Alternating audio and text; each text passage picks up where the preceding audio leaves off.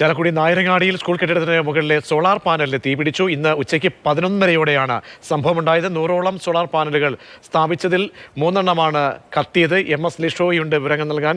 ലിഷോയി, നാശനഷ്ടം എന്തൊക്കെയാണ് റിപ്പോർട്ട് ചെയ്യപ്പെട്ടത്? എങ്ങനെയായിരുന്നു സംഭവം? നിലവിലെ സ്ഥിതിയും കാരണവും എന്താണ്? ഏറ്റവും പ്രധാനപ്പെട്ട കാര്യം, ഈ ഒരു സംഭവം നടക്കുമ്പോൾ, അതായത് സോളാർ പാനലിന് തീ പിടിക്കുമ്പോൾ ആ കെട്ടിടത്തിന് ഉള്ളിൽ കുട്ടികൾ ഉണ്ടായിരുന്നു.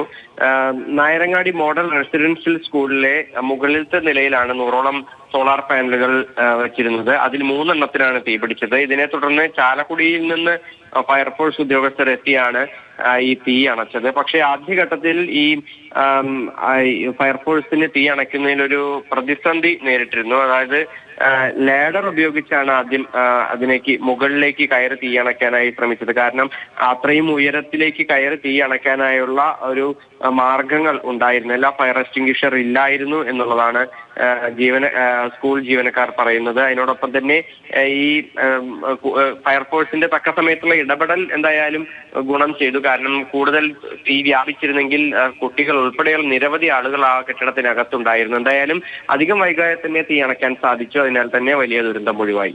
ശരി ലിഷോയ്.